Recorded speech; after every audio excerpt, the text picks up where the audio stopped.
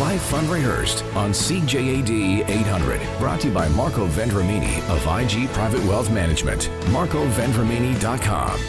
Good afternoon. Welcome to Life Unrehearsed. I'm Matt Delvecchio, specializing in life transitions, downsizing in the senior living industry. And I'm Corey Sirota, clinical social worker and psychotherapist, specializing in grief and loss. Coming right up. So, a little fed up with the constant doom and gloom out there. Well, how about something positive? Today's show is all about the unsung heroes who've been doing some incredible work. So we wanted to highlight just a few of them for you. Didn't we, Corey? Absolutely. This is, I couldn't believe when we conceptualized this idea how many really, truly incredible people we encountered. So we are so excited to share some of those people with you on because there are so many. You won't believe people that we'll hear from today, like an ICU nurse, what she's doing, the kindness of some McGill students, a salute to the trucking industry. Yeah, and we even have a special woman that she's found a solution for some of the frontline workers for the damage caused to the back of their ears with the masks. You would never thought of this, Corey, and it is a real issue. She's found a solution, and she'll also be on the air later today. And we've got many more shout-outs to these unsung heroes. And let's start things off right away. And we have photographer Ryan Blau on the line. For the past month, Ryan's been doing the Front Steps project. While respecting social distancing, he takes family photos on each family's front steps. The cost? Absolutely free. And the return? Smiles and joy in a time of uncertainty. All he asks is that the family make a donation to the charity of their choice. It's a true win-win situation, and let's learn a little bit how this project gets started. Ryan, we have on the line. Welcome to Life Unrehearsed. Thank you, guys. Thank you for having me.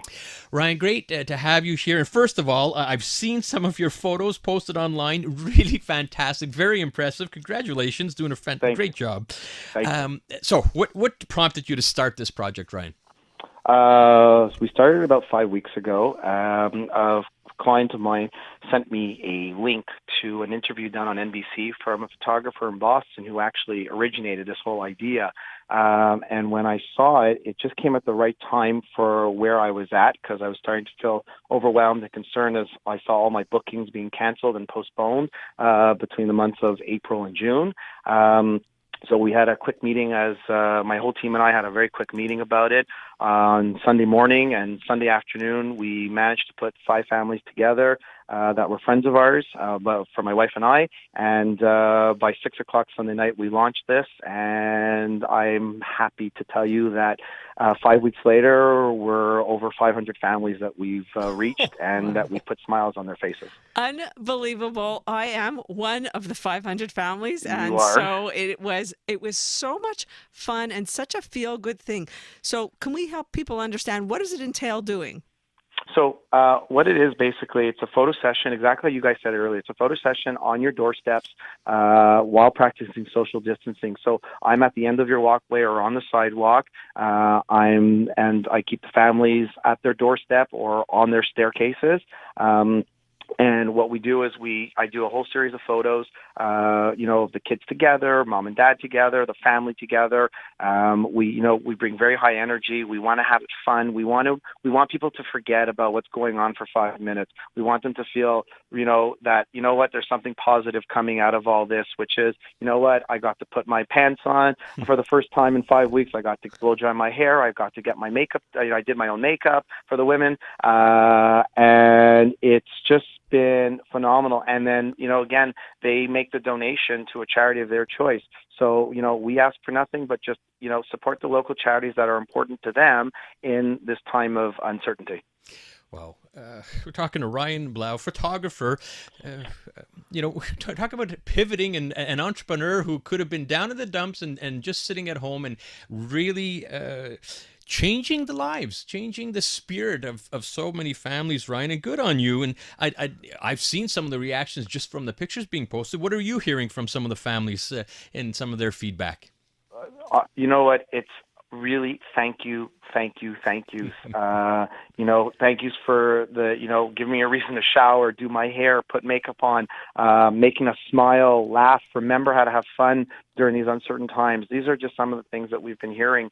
And it's just been so rewarding to see their reactions. And of course, for those families that are comfortable posting onto social media, it makes me happy and proud of my company that we're able to put smiles on people's faces, and we can share this with everybody. And the one thing is, a lot of people tell me every morning they wake up and they look forward to seeing what I've posted online, so that they can just smile and start their day off on the right foot. And it's just been absolutely phenomenal feedback. Well, if anyone has to really, we're going to mention the website because the pictures are stunning. What gives you the motivation? Because you came up with, for me, for example, one of my kids lives out of town, and we actually we got her on a tablet and put her in the picture with us, so that we were truly, talk about social distancing, taking it to the max. But where do you come up with the ideas?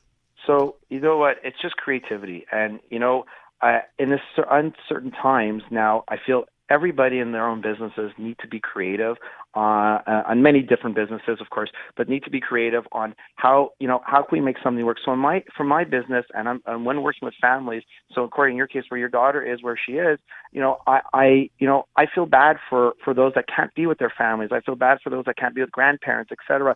So with the use of technology, and thankfully we live in such a technology world today, that photographing an iPad is a very simple thing to do. As long as the other person on the other end of the iPad is, sitting still and not moving too much, and the right angle, we can make them feel part of the family. And the best memory out of all this is that you're able to still be together as a family, even though it's through an iPad and it's through a phone. But again, we're always using our technology, so why not incorporate it to have it as part of your family? So smart, so smart. Ryan Blau, the Front Steps project, such an ingenious idea, putting smiles on people's faces. You said 500, Ryan. How do people get a hold of you to book an appointment? You might have another 500 coming your way. Well, he's laughing now. Let's hope in a way. The two best ways to reach me is Ryan at pblphoto.com, or on my Instagram feed, which is at PBL_photo, PHOTO.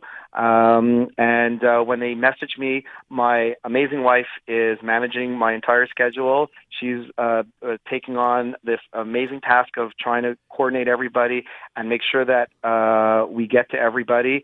So I encourage people to email me, and I'll even say if you don't hear from us after one email, please send us another message. We will be happy to answer you, and we'll be happy to get to you as soon as we can. All right, Ryan. Thank you very much. That's Ryan Blau doing some wonderful work. A typical example of what we're talking about on today's Unsung Hero Show. We'd love to hear by text. Please text us some of your unsung heroes at 514-800. That's 514-800. We already have a few texts of some unsung heroes coming in. And I'm going to just, Corey, I'll rattle off a couple of them that are coming in.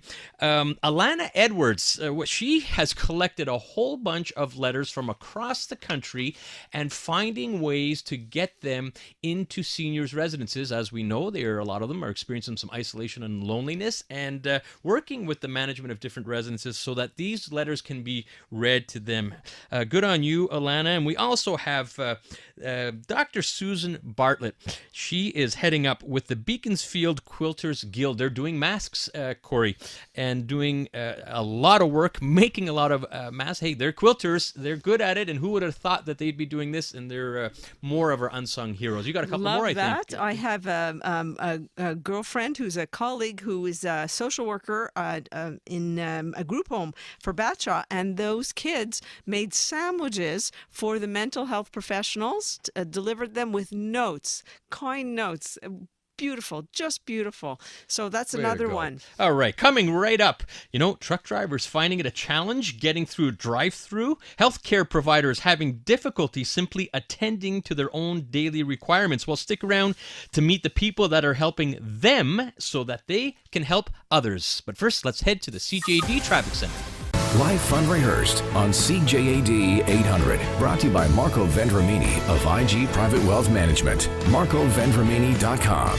Welcome back to Life Unrehearsed. I'm Corey Sirotto with my co-host Matt Del Vecchio, and we are highlighting some of the special Montrealers that are doing some really great, kind and generous acts of loving kindness during this pandemic.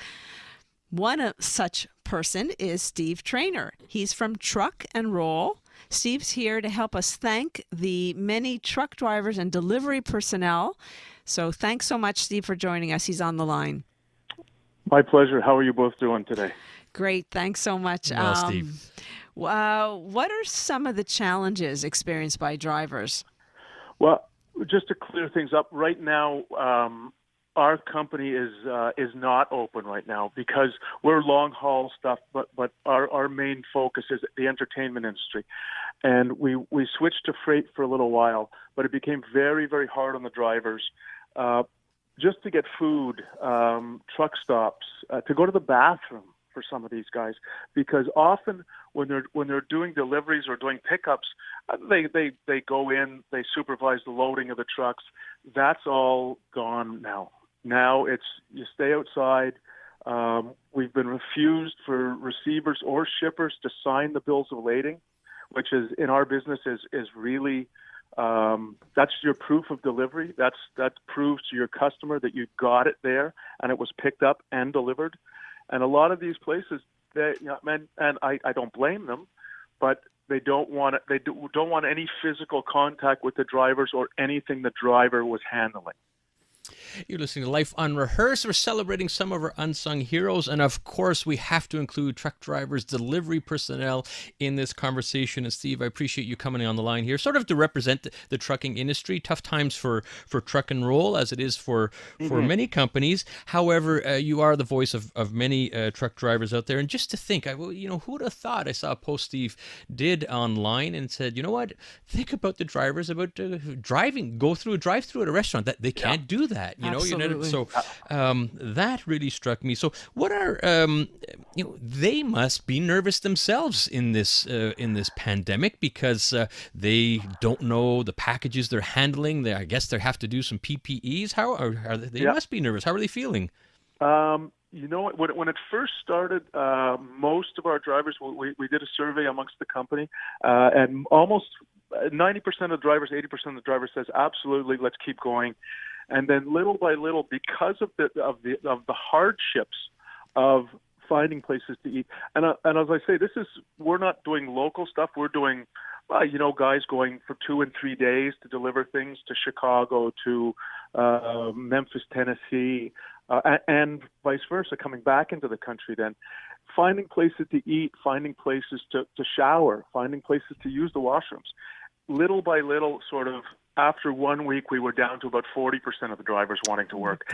The week after was about 20%. And at that point, we thought, you know what, maybe it's time to sort of step back, take a break from this, and figure out what our next step is. So that's where we are right now. And we're going to be starting up again in a little while. And it's a chance, I think, to speak to all the drivers and figure out what they're going to need to do their jobs properly and what they're going to need to do their jobs safely and securely. Well, you have a long haul, no pun intended, ahead of you, without a doubt. But I really want to thank you for all of what you're doing and you're helping put into place, because the community would be completely at a standstill if we didn't have the incredible services of so many people that you are working with. So thank you for that. I appreciate your time. Yeah, Steve, thanks for coming on here, and a little shout out for all the truck drivers and delivery personnel. Absolutely. Thank you both for that. I'm sure the guys listening, they'll very much appreciate that. All right. Thank you. All right. Continuing along with some of these unsung heroes that we want to let Montrealers know about. We're going to hear about another one here. His name is Adamo Donovan. He's a PhD student at McGill involved with an innovative volunteer program that pairs healthcare students with healthcare professionals and helping them with their daily tasks. So smart, great initiative. Adamo, are you on the line? Yes, I am. Hey, Adamo, thanks for coming on the show with us. Sounds so smart, and you never would have thought healthcare professionals who are in the front lines, they got to come back home and live normal lives afterwards. And so tell us a little bit more about this initiative. Yeah, for sure. They're healthcare professionals, and everyone else on the front lines are human just like us. And already healthcare professionals are busy in their day-to-day lives, whether there's a pandemic or not. And so having something like the coronavirus around just exacerbates everything. There's longer hours. And so sometimes their personal life it becomes a bit second nature sometimes. And so we are helping them with that. So general errands, whether it be pharmacy runs, childcare, whatever it may be, we have healthcare professional students trying to help them out so that it reduces a bit of their burden, and so they can really focus, on their own, on themselves, and also on their patients. I love what you're doing. It's incredible. It's really very heartwarming. How did you get involved in this initiative? Yeah, so the initiative, it's medical students across Canada thought of this. So I think if I'm not mistaken, it started in Ontario, and it sort of spread like wildfire to all the rest of the medical students from different universities. And so how I got involved was that I heard about this initiative on the news, and I wanted to help out because I formerly ran a volunteer program in the ICUs in Montreal. That was put on hold because volunteers are no longer permitted in hospitals currently. So I wanted to reach out to the local initiative to try to help out and try to help organize this and try to make it as efficient as possible. So I ended up being in contact with Laura, Anne, and Zoe. They're 3 medical students at McGill University who sort of started it initially, and I sort of jumped on the bandwagon and helped them organize it and currently run it. Adamo Donovan on the line, PhD McGill student. Very quickly, Adamo, it's a matchmaking process, right? How does it work? Yeah, so anyone who's interested, students who are in the healthcare profession, so physiotherapy, medical students, nursing students, whoever it may be, they sign up on a form, as well as healthcare professionals sign up on a form. So anyone who needs help with their daily errands, like I said, pharmacy runs, childcare, they also sign up. And then based off the information they provide us, which is all confidential, we match them based off language preference, interests, and skills. So we prioritize. So we want to have students who have experience in childcare and have their vaccinations up to date and everything. And we pair them up based off geography, like I said, language and interest, so that we still respect social distancing guidelines. And so we just match them up in a confidential manner, and then eventually they kind of arrange the rest of the process. Well, it's pretty special. Who would have thought? But you know what? The frontline workers are exhausted. It's nice to hear that they've got some students helping them out. Thank you very much, Adamo. If people want to find out about this initiative, where should people look? Yeah, so they can look. We don't have a website or anything, but they can look at our form. All the information is there. All the guidelines are there. It's www.icubp.org/CSSI, so the COVID-19 Student Support Initiative. So again, www.icubp.org/CSSI, and they can find all the information on the form there. Wonderful. Thanks, Adamo. I really appreciate you coming on the air. We're celebrating the unsung heroes here on Life Unrehearsed. Please text in your unsung heroes, 514-800. One just came in talking about all the other crafters out there doing some mask making and so on. Corey, what do we have coming up after the 4:30 news? As you just said, Matt, more unsung heroes, including an ICU nurse at the Lakeshore General Hospital, a woman who makes headbands for healthcare workers, and one last shout out before we head out to news about the funeral directors who are hugely overly taxed right now, doing the best they can. Let's just give them a big thank you. And now let's hear from the CJAD News Center.